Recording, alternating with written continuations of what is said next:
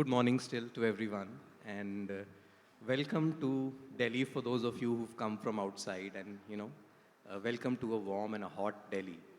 And we've actually crossed half century yesterday, but like any cricket match, the third umpire has been called whether the censor was right or wrong. So while we'll wait for that, but really, it is hot or is it hot? You sometimes feel that perhaps you need to be sitting next or inside an LNG tank here in Delhi. But so welcome everyone, and I'm really looking forward to moderating this excellent session of CEOs that we have amidst us.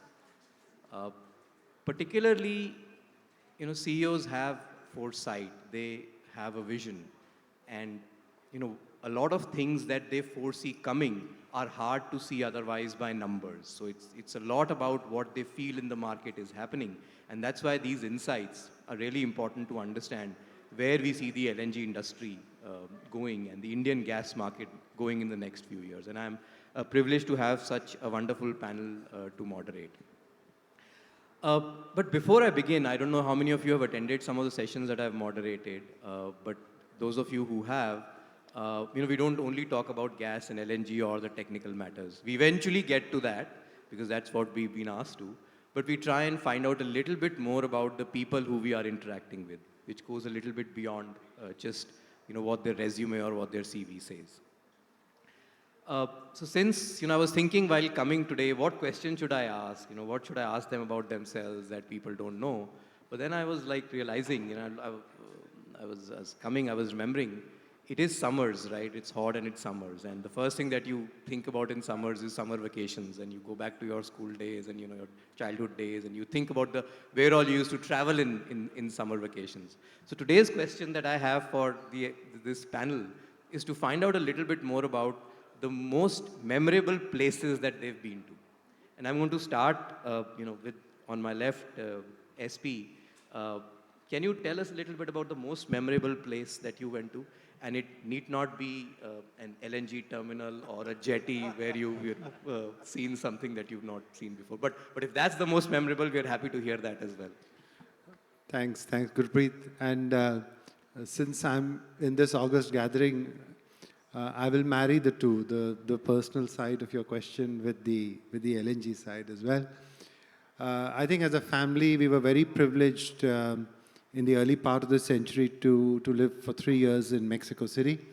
We were developing, I was helping Shell in those days set up the Energía Costa Azul project in Baja California. And not only is the Baja California project, I think, one of the prettiest LNG terminals I've seen. You can actually see dolphins and whales play and frolic just on the seaside of the jetty. But I think living in Mexico just provided a wonderful exposure to a culture which is very different from ours, but yet because we face the same challenges from a socio-economic perspective, we share the same values. And it was simply fantastic to be able to apply our learnings and knowledge of Hazira halfway across the world in Mexico. So I think that stint I always cherish as a very memorable part of my life. Thank you. Next time I'm traveling that side, I'll come to you for advice. Mrs. Chettiwal, what's been your most memorable place? Fellow panelists, invited guests, and delegates, a very good morning to all of you. I think seeing the crowd excites me that there is a lot of interest in LNG and gas sector. So I'm sure with the kind of enthusiasm and interest, India is definitely going to go from 6% to 15%. That's one thing. Second is, without going too far back, I will say in the last 1 year, the most memorable holiday or the outside vacations has been in Ladakh. I mean, why I would say so is that the place itself is, I think, very different from the other places in the sense that the oxygen levels are very, very low. So you need to be extra cautious because many precautions need to be taken, plus it's an altogether different experience, I would say. That when you go there, one day you don't do anything, then you do some exercise, then you slowly ramp it up, and then by the time you are acclimatized, you again come back. So, that was a very different, I would say, because we have been to many parts of the world. That is entirely different, and the place is excellent. I mean, the pollution levels and everything, nothing is there. I mean, the people, food, everything is excellent. So I would suggest that if somebody wants a different level of experience, that would be the place. Thank you. You know, as you were talking and as you were talking about the gas sector going from 6 to 15% and the journey it has to take, I thought you might end up saying the most memorable place is in future when we reach 15%. But I hope that we reach there as well. Surijji, coming to you, you know, love to hear from you as well. Yeah, thank you, Gurpreet. I think it's a pleasure to be here at the summit, and good to see the audiences and the way the program has been planned. And I know Gurpreet always comes up with a few surprises. So I think in the last summit that we were with Gurpreet, he was asking something different regarding some unique, incidences during your previous years. But I'm happy he's asking today about, the favorite destination, which is always, somebody would definitely like to speak. And my favorite destination also goes back with my earlier, posting. So I was posted in Houston for 4 years, looking after Gale's LNG portfolio. So it was something around 5.8 MMTP of LNG that we were bringing from US to India. And during those early days where there were difficult times, and so I managed to find a very beautiful destination in US, which is called, probably some of you would have been there, the Yellowstone National Park. And US normally they say, they have 4 or 5 dhams that need to be visited in case you are there for 4 or 5 years. So that was the, biggest dham. It is so good that number one, there is no connectivity over there. So your fellow colleagues cannot reach you out. Your bosses in India cannot reach you out. So that is one thing. And the other thing, it's a different, it seems it's a different planet. You have so much of geothermal activities, so much of wildlife, and such a beautiful, place, expanded into 4 states of the United States. So I think it is a must visit. So recommended for you all also. Thank you very much. Noted. Thank you so much. Akhil, you've lost 3 options. No, thank you very much, and thanks. I think great audience here. There are multiple, I think, favorite places for me, but I'll keep it to India. And I'll say, obviously, Ladakh is one of them, but something very near to that, and that's Srinagar, right? I can tell you that that's one of the most beautiful places in the world. I've been most countries in the world in my 30 years career also. And the way people talk about it, you should go. Kashmir has got 4 seasons, and you should go to Kashmir. Each season has its own pluses. So unless you have seen Srinagar in all 4 seasons, you've not seen Kashmir, right? So I have seen in 3, so I can say in last 6 years, and it's absolutely safe to go there, right? And a great place, kind of, yeah. Thank you. Thank you. Thank you. Excellent. So, thank you, all of you. And I now need to pull you all back from your minds, wherever you might be in your holiday, back to business. We only have short holiday. Yeah, that's for another time and another day. But great. So I think it's excellent to have all of you, and like you talked about locations from Yellowstone to Mexico to back in India. I guess LNG also is a global fuel, right? And therefore LNG goes from one country to the other, depending on where the need is, where the price is right. We are sitting in this conference at an interesting time. Although LNG has never been short of interesting, at least for me. Whenever I've been in this business for a long time, and LNG has been the hub of innovation. Whether it comes to contracts, whether it comes to technology, it's always provided something new. But I think now we are sitting at a time where the market dynamics are also changing. There are a number of factors at play. One of the factors that we are all going to witness is large supply volumes. We expect to see large supply coming, large liquefaction capacity expected to come in the US, in Qatar, in Canada, and many other places. Some estimates in the market even suggest that up to 150 to 200 million tons of additional LNG capacity may come in the next 7 to 10 years. So that's a lot of volume getting added in the near future. Combine that with what we are seeing in the Western world, especially European markets as well, is focus on climate change and reduction in fossil fuels. So impact on demand in certain regions. Uh, Again, puts us at a very interesting perspective where a large volume of LNG is expected. A number of countries are reducing their demand and consumption for fossil fuels. So what does it mean for India? And I think some of the questions we want to answer in this conference today is around that. So I'll start with my first question, and my question is to SP, and it's around this point only that with this expected, of course it's expected before because FIDs have to happen, but the expected wave of LNG and large volumes that may come, how does this or how will this likely impact the contracts, the pricing, the tenure, the flexibility in the LNG supply?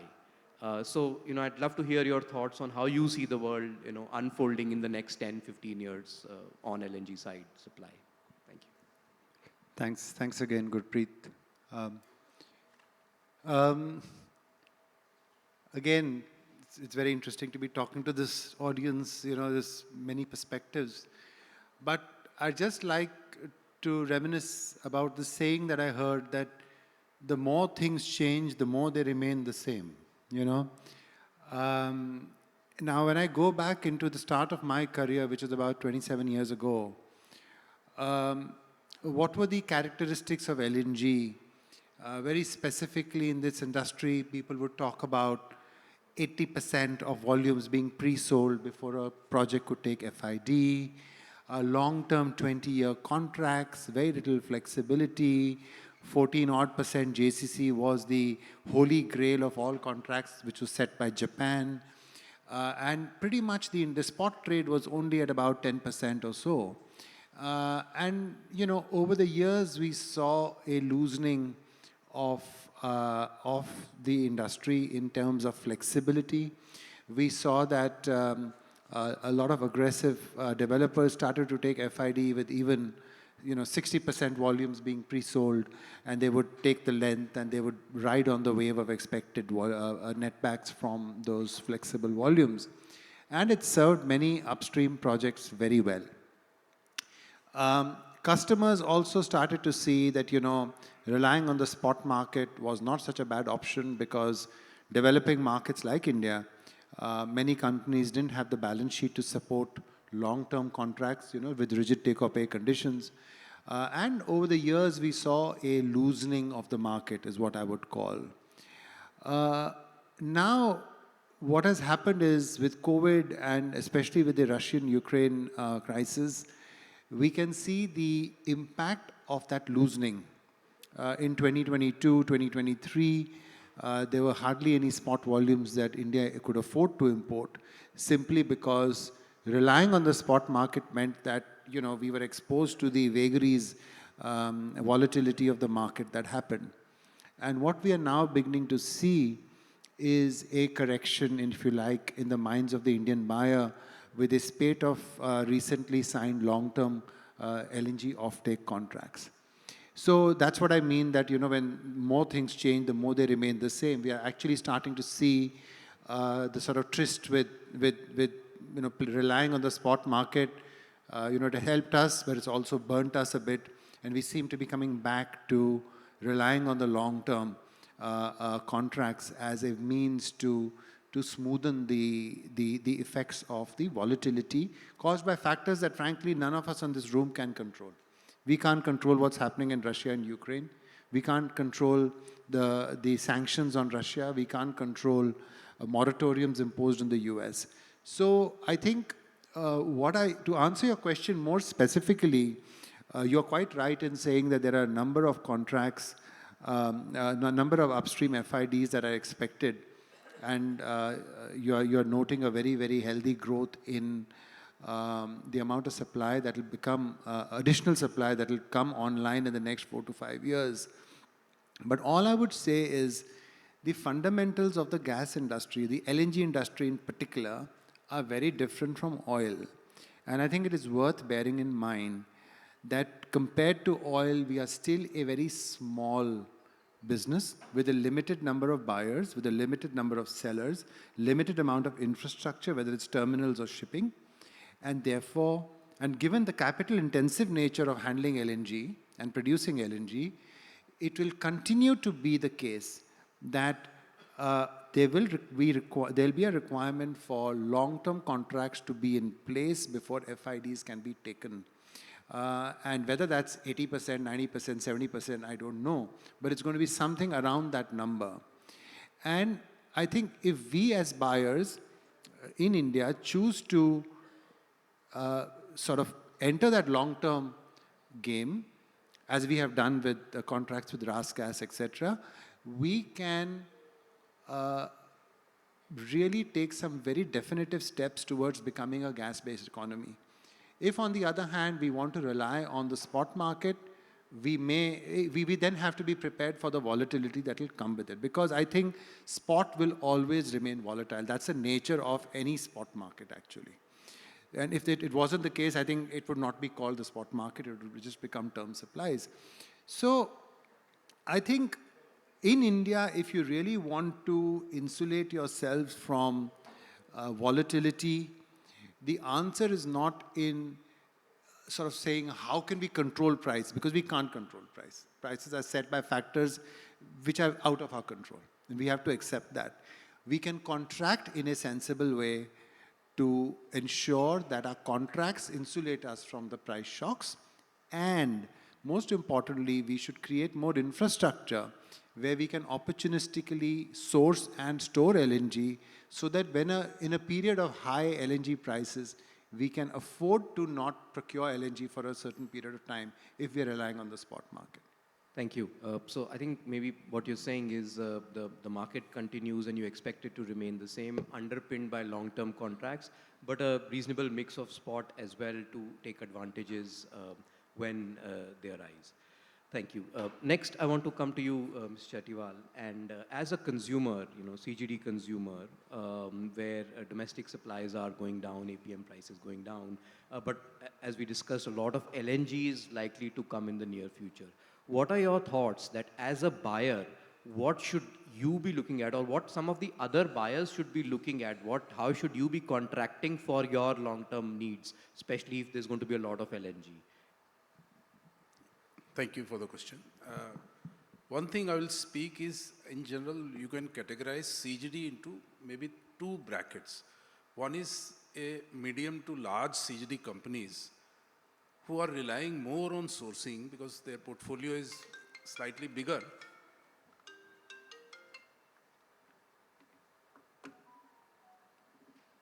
Because the size of their portfolio is substantial that you have to source, say, 4 to 5 million LNG. So those categories, one. The second is maybe limited, less quantities, less than 1 lakh or 2 lakh.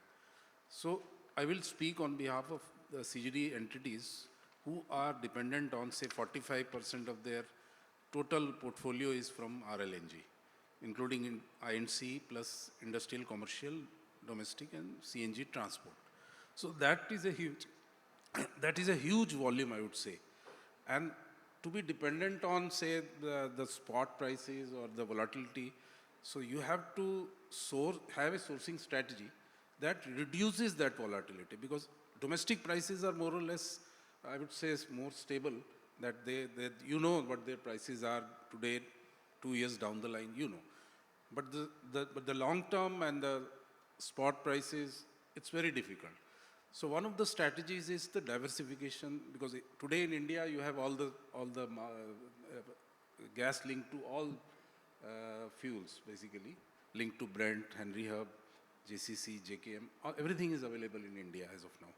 So one advantage that we see in Henry Hub versus the other fuels is that Henry Hub, you have 2/3 is almost a fixed quantity. So as long as the spot remains above that 6.5 or $6 fixed price, and beyond that is the Henry Hub linked variable. So I can say that 1/3 is only linked to the market, rest 2/3 is the fixed price. But what is the risk in that is that if the prices, spot prices come below 6.5, then that becomes a disadvantage. So you can't rely 100% on that also. The second is the crude, Brent crude linked or JCC, JKM, they are all more or less at the same levels. So broadly you can say that there are two variables there. One is the Henry Hub linked, where you have 1/3 which is variable, and other is the crude linked. Now our view is that going forward, and as you said that a lot of supplies are coming, I mean the plants are coming, liquefaction plants. So we feel that this constant which is there is going to go down from 6.5, say 5.5 or something like that. So that $1 advantage we see, but it is not there available today. Maybe 2 years down the line. So that is the dilemma before the CGD entities, that how we can survive these 2 years. So you have to have some contracts in place. Otherwise, as we have seen during the war, it was very difficult to sustain the operations. So you need to have some contracts in place. So like if I speak about IGL, so we have around 40-45% Henry Hub linked. The balance long-term contracts, RAS gas linked is there, which is around 15-20%. Then we have JKM, JCC linked. And then HPHT is obviously the domestic supplies, where the window is, window of volatility is very low, that you can say 6.5 to 9.87, the present value. So that is the range today. But there again, right now it is hitting the ceiling, so there is not much advantage in that. And going forward also we don't see. So that is one which is reducing the volatility. So APM plus you can say that HPHT volumes, the domestic volumes, they somehow cushion your overall price, gas cost, I would say. And then you have these three contracts. So, but in case the prices come down, the spot prices, so you need to have some cushion or some advantage. So that is provided by the suppliers of this gas, because you have then the take or pay levels. So you can bring those two over take or pay levels. 40-50% margin is there in that. That's some, we have 60% TOP to 90%. So that is the window that you have where you can play, that in case of any spot advantage, you can bring the existing contracts to the TOP levels. But presently I can say that spot is running high. So everything is at 100%. So that advantage would be there. So I would say that TOP, if you can negotiate, that would be better. Right. That how low you can go, and also the duration. Some have quarterly, some have annual TOP. So the longer the duration, the better it is for the CGD entities. Right. Because CGD, at the end of the day, you can say that seasonal variation is there, weekly variation is there, weekdays you have a different sale, weekends you have a different sale, then you have some events, say for example, some flood situation is there, or some G20 event. I mean, I'm just giving some names, not to be very specific, but some or the other events can affect the sale of the demand of CGD entities. And throughout the year, we see the variation is also there, that sometimes the schools are shut, so the bus demand is not there, something like that. So to meet those variations, I mean, then the APM is there. All big CGD entities are running way above APM. So that is not a factor now. Earlier, that was also a factor, that on some days you were not able to utilize even the APM. But that situation, unfortunately, I mean, we don't face now, because those have gone way below. Right. Too much below the levels that we operate. Right. So those are the kind of things that I think the CGD entities are working on. Right. Thank you. So I think if I heard you right, what the big message that you have is, you know, acknowledging the large volumes of LNG that may come in the future. Buyers like yourselves and others should look at a healthy mix of different indices to balance out the volatility, leave a little bit for spot as well, and then of course as domestic gas comes up in the market, absorb that. And I think the second interesting point you made is that these lower prices with new contracts are not there today, but may take a couple of years to come, which really means it's about how you plan for next 2 years and then be ready for maybe taking advantage, but at the same time, not overexposing yourself over these 2 years as well. And I think again, an excellent point about TOP levels, and if the large volumes do come into the picture, and if you're able to reduce the TOP percentages, it definitely helps the buyers. Coming to you, Suneet ji, my question to you is a little bit more macro, since your role is also now macro with PNGRB. What I'd like to ask you is, in the larger sense, we have the government objective of increasing natural gas share. How do you think LNG could help achieve that? Yeah, thank you, Gurpreet. Yeah, I think this is the question, and we see discussions going on from from the present level of natural gas consumption in the primary energy mix, from 6% to 15%, which seems to be of a very tall order. So let us see how we are, as of now. So as of now, it is only 6%, and 6% translates to something around 182 MMSCMD. And we are trying to reach 15%, which is something around close to 620 MMSCMD. So that is a huge transition. The other thing is, if we look back in the last 4 or 5 years, those years have been very volatile, and we grew at a CAGR of close to 1.6%, and now we aim to grow at the CAGR of 23%. So I think these are very tall tasks. You require a lot of efforts, whether domestic gas comes in. And as far as domestic gas, we see, I think there are a lot of predictions and a lot of views. But, major part we see coming from the fields of ONGC and Oil India. And then, of course, we see gas coming from KG-D6, something around 15 MMSCMD. And there are so many initiatives as far as domestic gas is concerned, CBM, etc. So on a very, very optimistic note, we can see close to 165 MMSCMD of domestic gas coming in if everything, clicks. So aiming for 620 is of extremely tall order, but if we go by reports of, how much demand is going to be created in the next 5-6 years, so it is going to be close to, say, 400 MMSCMD. So that means 235 MMSCMD of, LNG has to make way into the country. And 235 makes something around, say, 55 MMTP of LNG. We are, as of now, 21.44. So that is the amount of LNG that comes through long-term contracts on, on various from various geographical locations and indices. So, plus now we signed a few more contracts with, GAIL did with Vitol, GAIL did with ADNOC, IOCL did it with ADNOC. And so we are in for something around 25 MMTPA we have already secured. Now we need to secure another 30 MMTPA. So that is the target that we are looking at. And if we see the demand side, now power, of course, we have been struggling with power, and the PLF has not increased.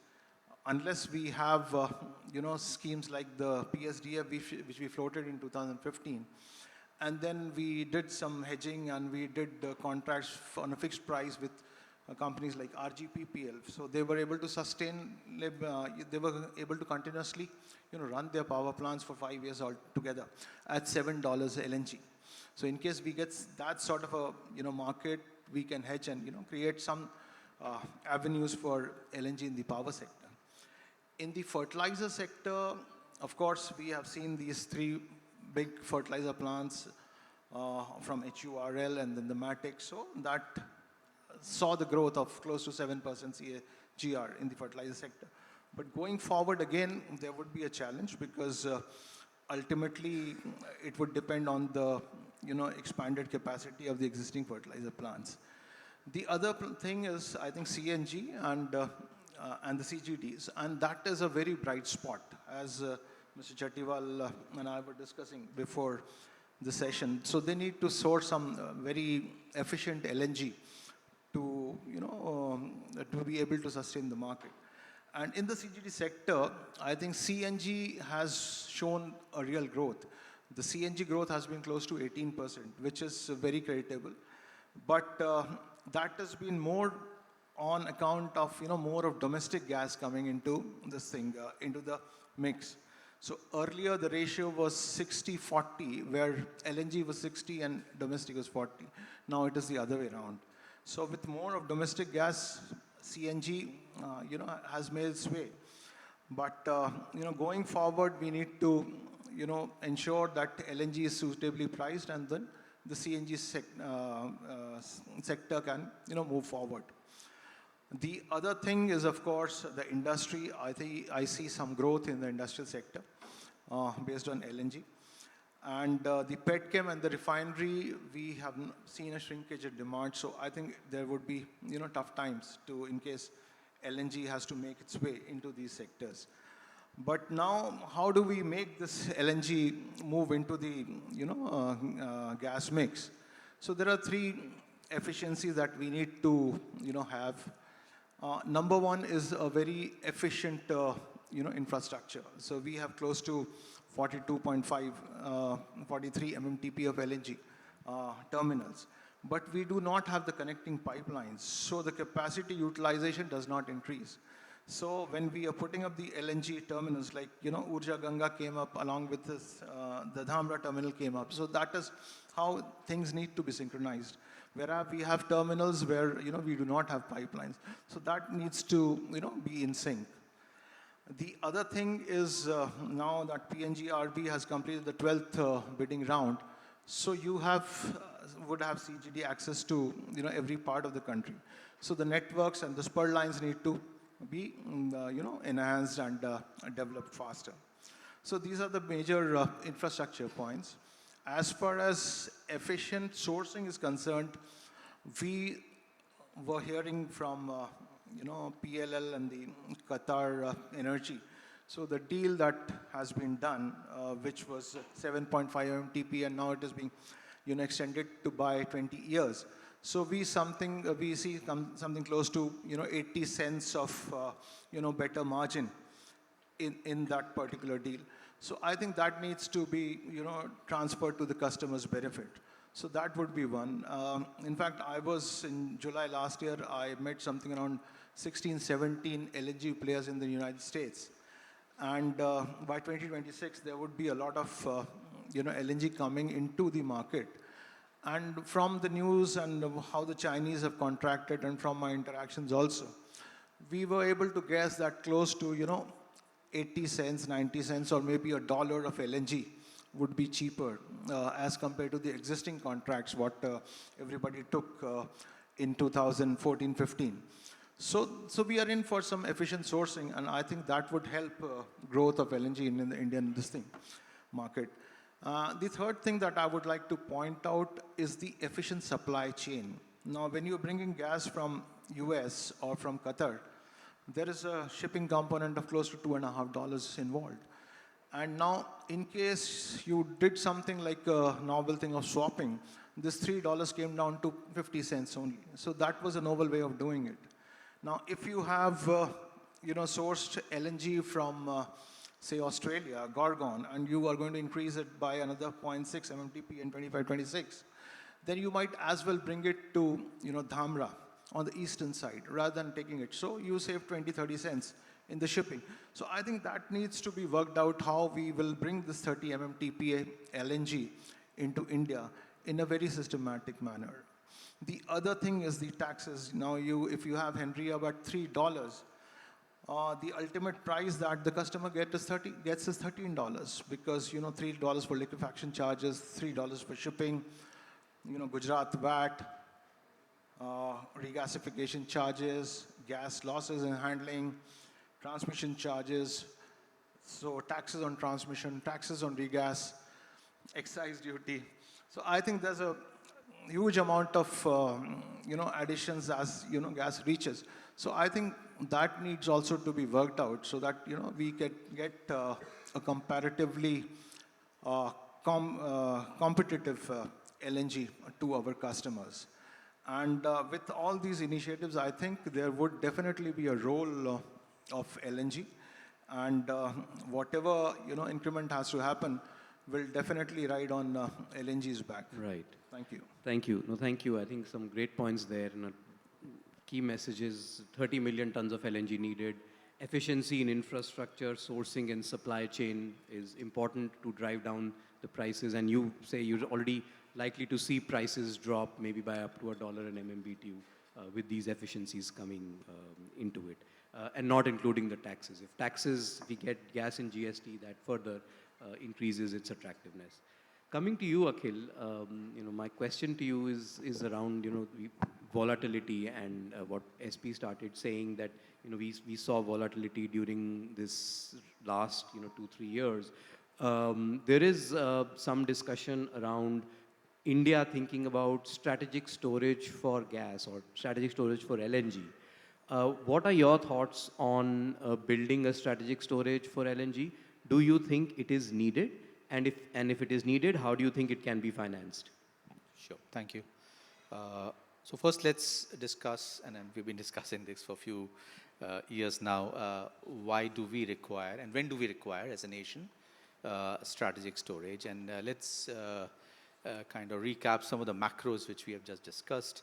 So today gas is 6% of the energy mix. However, the aspiration is to take it to 15%. That's a huge jump. If you see today where the gas goes, mostly CGDs is growing, and that's where I think we need to understand that more and more MSMEs will start buying gas, more and more domestic customers will start buying gas, and CNG customers. Now today, since domestic gas contributes 50%, we are able to provide domestic gas access to some of the privileged sectors. Going forward, looks like that percentage will deplete, and hence even the customers like domestic CNG, the MSME, smaller industry will get exposed to the risk which LNG brings with it. And some of these are geopolitical risk which can disrupt not only the supplies, it can also have disruption on supply chains. And we have seen conflicts which disrupt the movements of ships across various parts of the world. Why I'm saying this is because when we talk of large customers, they have alternates, right? And they are prepared to shift to alternates.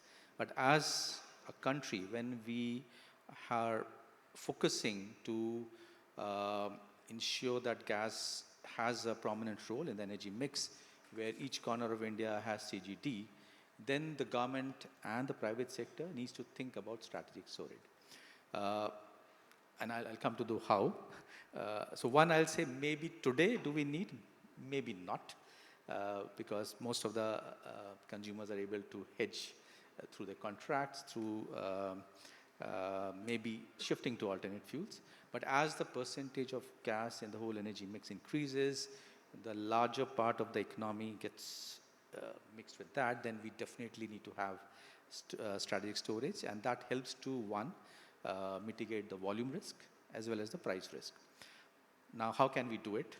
So I'll say if we definitely move to 15% and the huge numbers which we talked of, we definitely need it at that point, because any disruption, and we have seen that disruptions will happen, right? We can't assume that the world will be all good and fair. So you have to prepare for taking care of those volatility in prices. How do we do that? 2-3 ways.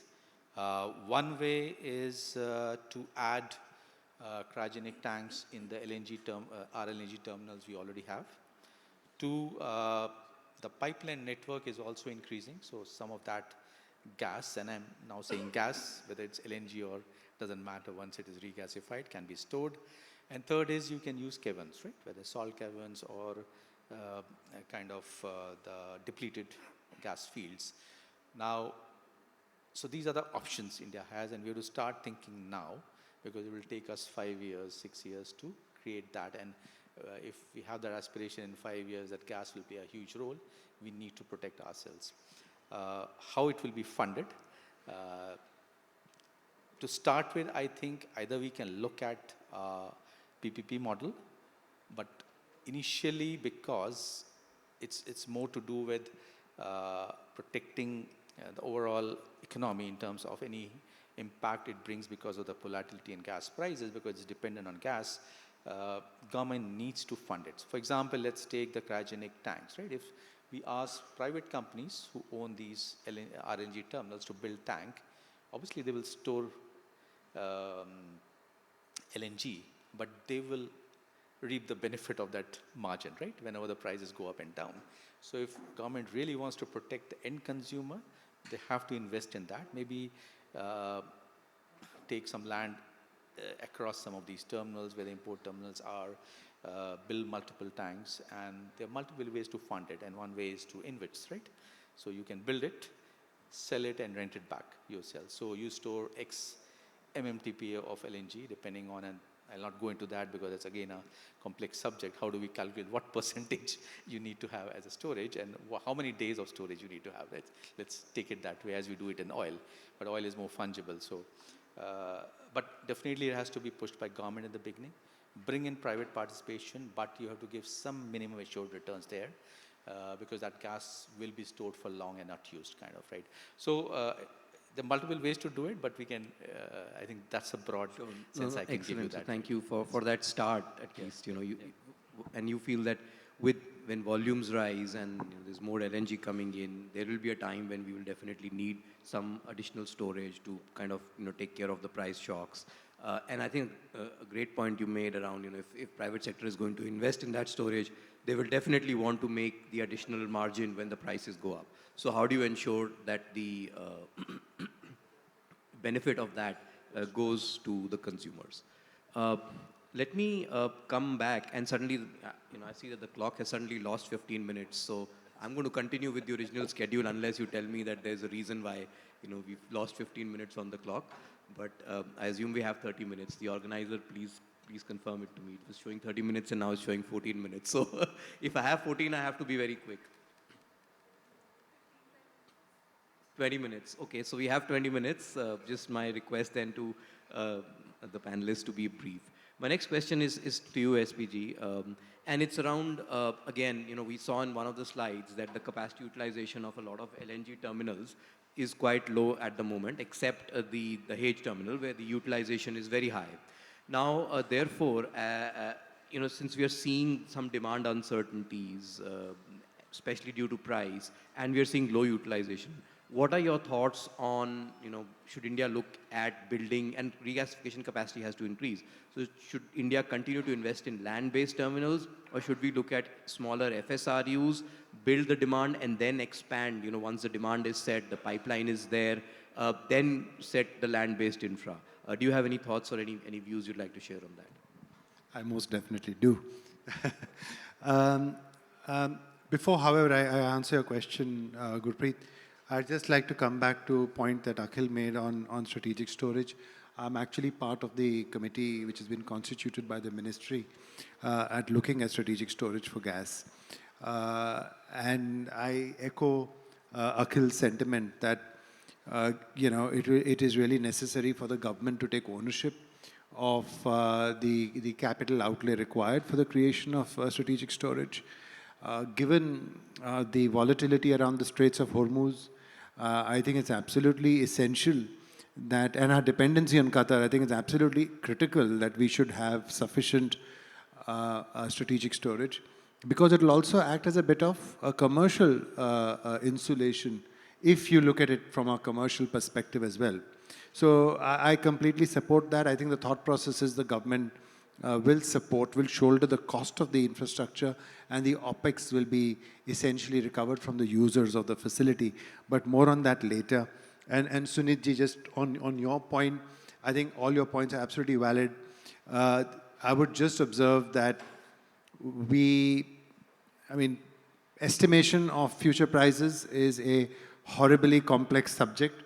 I've known some of the best people in the world, the best players, best consultants in the world have got it wrong almost consistently.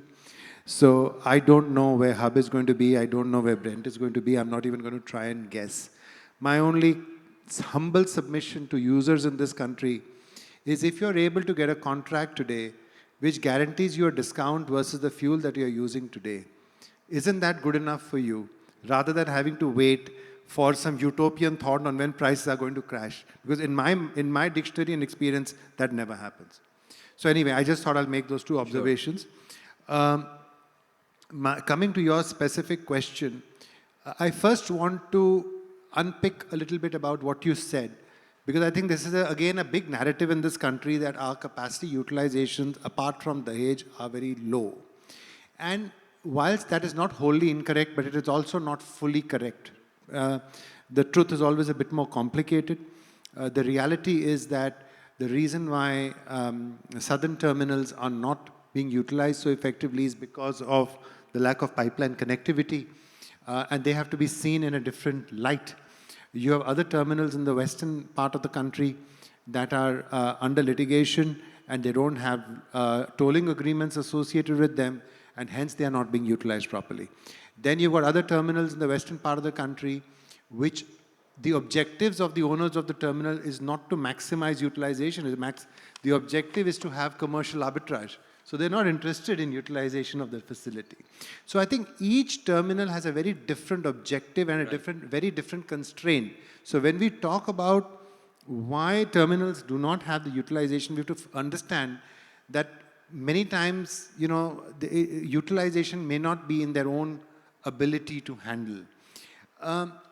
And the other point I would make is, tying it to my earlier comment about sourcing LNG on a term basis, on a firm, long-term basis, is in my mind, the holy grail is the most obvious thing and the biggest thing that you can do to actually secure your own destiny as far as gas penetration and gas mix in our primary energy mix is concerned. So I just want to be very clear that I don't see utilization as a sort of uniform issue across the country. It's very disaggregated. And finally, I think utilization is not the only metric that needs to be used. If you look at globally, Japanese terminals operate at around 30-35% capacity utilization. And the reason why they have such low utilization rates, if you can call it low, is because they use the storage available for arbitrage. They use the storage of or the capacity of the terminal to be able to source LNG when prices are attractive. And if you look at the value that can accrue to the terminal or to the user by being able to source LNG when prices are low, because you have got flexibility in the terminal, the value of that far outweighs the cost of having a quote-unquote underutilized terminal. So I strongly rebuff this focus on utilization of the terminal as some sort of metric as to how well we are doing in the industry. I think the metric needs to be how efficiently, and I think Sunitji was saying the same thing, how efficiently are we sourcing LNG is the real metric. That's where the real value is going to be created, not in having a terminal that is now 50% or 60% or 40% utilized. Your views about that, of course, well understood. I still want to, maybe quickly, since we have less time, come to that question. Do you think that FSRUs would make sense, or you still believe that land-based? No, absolutely. I'll answer that in literally 2 minutes. Look, LNG terminals are absolutely necessary where you have, land-based terminals are absolutely necessary where you have base loading of the facility. Where you have steady offtake, where you have multiple users of the facility. Because in India, our taxation structure does not really allow the in-tank loan and borrow of LNG. So unless you got sufficient storage, which normally only happens when you have an onshore terminal, you are not able to efficiently utilize a facility. Now, FSRUs, of course, also have their role to play, but their role will be more where, let's say there's a single user, there is a need to get quicker to the market for some reason, or there is lack of land availability in the location. Those are the reasons why FSRUs will be preferred. But please, let's also note that there are certain FSRU projects, I'm sure everybody knows which ones I'm talking about. They have not really covered themselves with glory because of some of the legal issues that have surfaced. And the biggest problem is, on one hand, we want as a country to secure our future with gas. Then do you really want to invest in an FSRU which can just up anchor and leave the country and leave you stranded? Right. So, there's no real answer. But thank you. Sorry, I know I will have to rush it. But I think some great points. And so you fundamentally believe that land-based terminals is the way to go because of the opportunity they provide. Sorry, just FSRs one very seems- important point. There are about 90 LNG tankers that will globally be coming off charter in the next few years that because of various MARPOL restrictions may not be readily deployable in the future. Now 90 LNG carriers coming on market off charter is a great opportunity to secure LNG vessels at a good price and convert them for use in FSRUs. Will that happen? Will Indian regulations allow that? I don't know, but it's something to be mindful of. Thank you. Akhil, coming to you, and I think which kind of takes on further from this question around, what SP said, that some of the challenges in the capacity utilization have been because of pipeline issues and pipelines not coming into the picture to be able to offtake the volumes from there. What are your thoughts on, building pipelines, since you run a pipeline company, building pipelines versus starting small, let's say, looking at a distributed LNG-based model where you seed the market, you start selling it, and once the demand matures, over that period of time, you start to build the pipeline. What are your thoughts around this? And sorry, if you Keep can it short. just keep it short. I'll just put some facts and arguments. It's proven across the world that transportation through pipeline is the cheapest, right? So I think ultimately we need a pipeline. However, what we know in India is there's an absence of anchor load, because anchor load is either provided by fertilizers or by power, like internationally. Now, given that fact, and India is working on this very smartly, which we call virtual pipeline. So to start with, I agree that to seed the market, to develop the market, we need to start through LNG. Maybe build certain smaller facilities, although they are more complex to maintain and operate. And then kind of when the market is matured enough, then kind of lay the pipeline. So I'll just keep it short that it's got, but then bring the pipeline ultimately, because that's what helps to maintain, keep the cost low, unless we feel the regions are not going to develop. Like if you see some parts of Rajasthan where we think there's not a huge customer there, will never come, then you can keep supplying through a virtual pipeline, right? Which is LNG trucks. Yeah, that's right. Thank you, Akhil. Sunitji, coming to you for some quick comments, and this is to look at the transport sector, especially CNG, and how you think LNG can compete and complement some of the other fuels in the transport sectors. We're looking at long haul. Of course, heavy duty trucks for LNG. But apart from that as well, what is your view on FCEVs, hydrogen fueled vehicles in the transport sector, and thereby, how do they compare and contrast, and how does LNG compete with these potential new fuels? Yeah, so actually, I think LNG also has a good potential. Probably I missed it in my first point in the transport sector, particularly in the long haul. Because we are seeing a transition, and in this transition you have EVs. There is a aim of 35% of EVs by 2030, and there are several SOPs offered by the government, 5% GST on electrical vehicles, whereas 28% on LNG vehicles. So there is a big disparity, even though I think as far as emissions per kilometers is concerned, LNG or CNG trucks are very efficient, because 74% of our power is right now coming from coal. But as we as we move from coal-based power to renewables, I think things would be in a better state. But as far as I see, I think for two-wheelers and three-wheelers, I think it's going to be a mix of various fuels, including hydrogen, ethanol blended petrol, say LNG, CNG, EVs, and so on.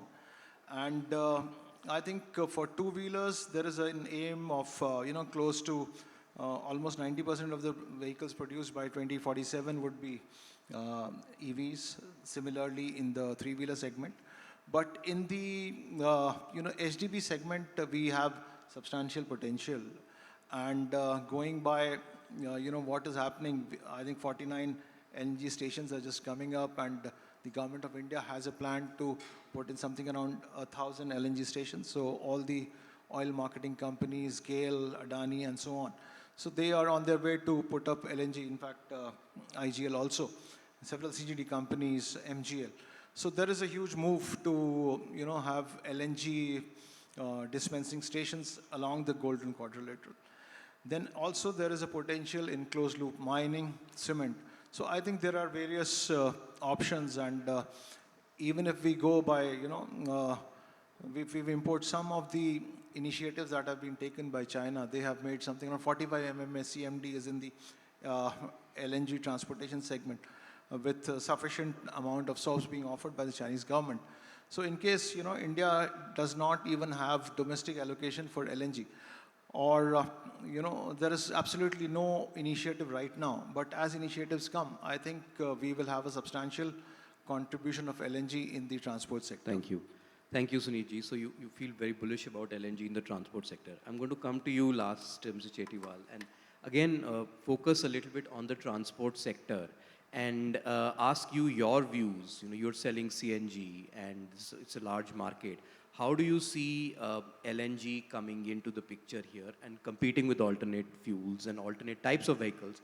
There are some analyses which also say that, while we are moving aggressively towards EVs, but until we decarbonize our grid, an EV, the emissions from an EV are actually more than the emissions from a natural gas vehicle, because our grid is essentially coal-based. So while we keep on adding EVs, we are adding emissions until our grid moves away from coal. Whereas natural gas, is lesser emissions compared to that and lesser pollution anyway compared to the others. What do you think is needed to further push growth of gas in the transport sector? See, when we look at CNG or LNG in transport sector, we pitch in as it two advantages that we tell the customers that it has got two advantages. One is the economic advantage, and the second is the environmental advantage. So environment is known to everybody. Yes, this is 30% less, carbon emissions as compared to diesel. But economic advantage, that depends on the your sourcing strategy. There, the smaller CGD entities, they are struggling, I would say, and rather, if you look at the whole CGD sector, then some of the CGDs are selling at a higher prices. So then it comes into government attention, and we hear the observations of regulators and the government that, CGD entities are making huge profits. But the fact is that they have huge selling and distribution expenses because of their low volume, low base, and it is a capital intensive to begin with. So the smaller entities, they are finding it difficult. But for the bigger entities, I see that LNG going forward, like for example, if I speak of IGL, we are targeting 10 to 15% of our transport volume, CNG, coming from LNG sector. In that, we have, I would say that IGL is slightly at a disadvantage as compared to entities which are near to the ports. So to counter that, we have come up with a strategy to liquefy the gas, say for example in Delhi or Noida, which are far away from ports. So if we can bring the gas in gaseous form and then liquefy here, because LNG has a future, we see. And in case that pilot is successful, we can demonstrate that in $2 we can liquefy the gas, right, and make it LNG. So if you have, and some allocation is also given to the LNG transport sector, then $8.5 is we see that we can sell the LNG. And LNG has got some inherent taxation advantage in the sense that the excise is not there. So 14% straight away advantage is there. Right now, whatever we are sourcing from, say, ports to one of our LNG terminals, that is in Ajmer, 700 kilometers. So that we are able to maintain the difference as compared to the alternate fuels, 10 to 15% advantage we are able to pass on to the consumers. So we are getting some demand there at those levels. Right. But if we can give some more benefit to the consumers, I see a greater transition. That will push it faster. Sure. The transition. But we definitely see a role of LNG in the transport sector. Fantastic. So I think, again, the last word that we see a lot of growth in LNG-based transportation. And, we look forward to this pilot and the success of this pilot as well. Next when we meet, we'd love to hear about the success of this. So I think, ladies and gentlemen, we are basically, the time's up. Questions are not finished, but the time's up. It reminded me a little bit of, if you watch cricket games and suddenly there is rain And so when you come back and suddenly you realize, oh, I've lost 15 overs and I still need to score the same runs. But I thank all the panelists for adjusting and being flexible and sharing their thoughts in such eloquent manner in such short time. A big thank you to all of them. Thank you so much. Thank you, Gurpreet. A Thank you. big round of applause, ladies and gentlemen. And he talked about cricket. He's talking cricket to a cricketer. Well, very nice. And he's right that, वो समय का पता ही नहीं चलता कब निकल गया. सवाल इतने हैं, challenges इतने हैं, तो हम आपका अनेक धन्यवाद करते हैं. आपने समय निकाल के आप आए. गुरप्रीत जी, मैं आपसे निवेदन करूँगा कि आप हमारे सभी गेस्ट को ऑनर करें. Please, can we have it? We'd like to take some questions, if there are any. Can we have this Slido, please? Are there any questions? You have a question there. Yeah, quickly. Brilliant. Okay, now we have something on the screen. You can choose your questions here. Akhil, you were talking about LNG storages. Now, are you talking about RLNG storages or the liquid storages? Liquid storage, I'm talking. Yeah, because you have to store in liquid form. That's How does the economic works yeah, for that's that? right. Yeah, that's right. How does the economics work? That's the question. Yeah, so we can discuss offline, but see, it's not about, when we talk of strategic storage, it's not about economics. If you start looking at economics, it doesn't work. So I can tell you that, right? So we have to build these cryogenic tanks, and that's why we said government has to pitch in to fund it. We'll discuss it later. I did oil storages, strategic oil storages. That's right. That was done by me. Yeah, so yeah.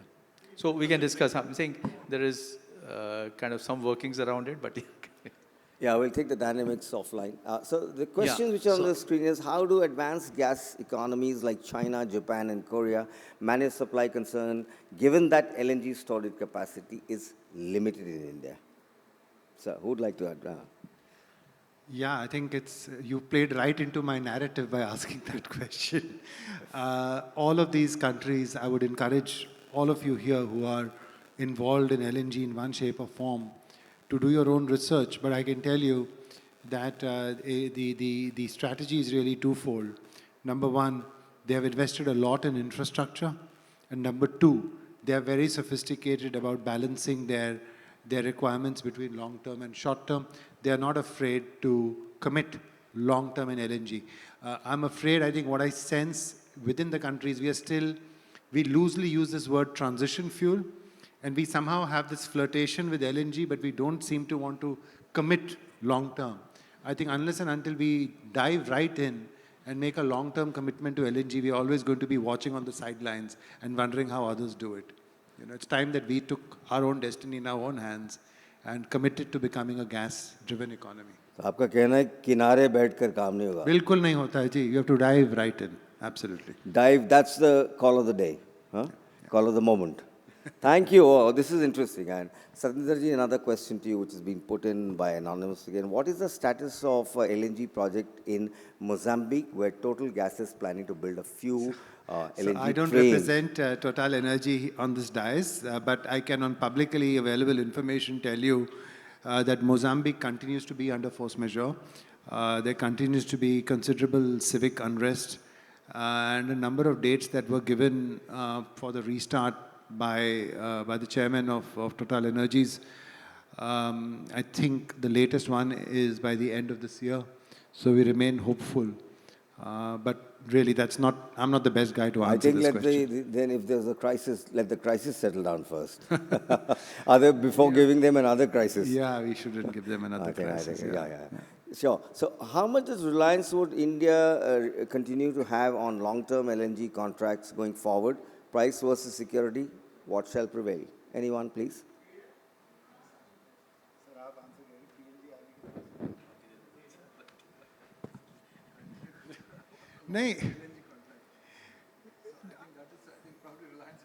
I mean, I don't personally agree with this question itself. Okay. It is not about price versus security. It's not as if you're paying a premium for securing LNG on a long-term basis. I think the biggest issue is your own commitment to LNG as a country. are you prepared to say that, I need to invest so much in infrastructure to grow the share of gas in India's primary energy mix? If the question is yes, then I think everything else follows. And I don't think there's a trade-off between price and security. I think you secure by committing at a good price your own future in gas. So I don't agree with that question, by the way. So इन्होंने तो सवाल को इस सिरे से खारिज कर दिया. चलिए ये भी होता है. Just one Very more, valid. Yes, one please. more point. Please. Actually, what SP was hinting at, actually we cannot predict the prices of LNG going forward. So what I was trying to convey is now there are efficiency coming into the terminal. So when the liquefaction charges were $3, now because gas handling losses, there has been a better efficiency as far as equipment is concerned. So with all those efficiencies, you may have LNG constant at $2.50 or $2. Not that the gas prices or the LNG prices would come down. Of course, they would depend on how the Henry Hub would behave or the Brent would behave.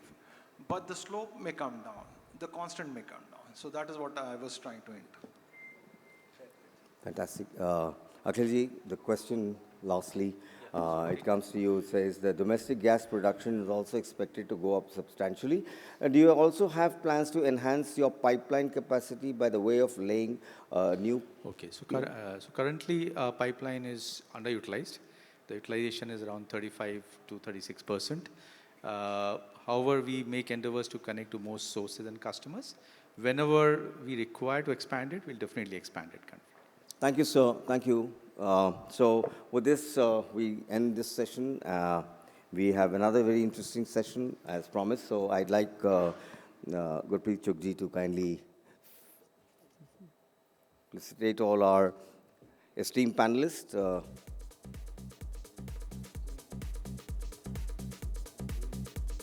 Suneet Verma, Principal Consultant, Petroleum and Natural Gas Regulatory Board.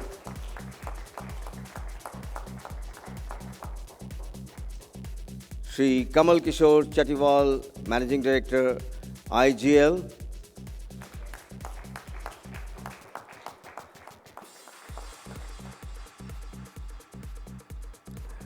Akhil Mehrotra, Managing Director, Pipeline Infrastructure Limited.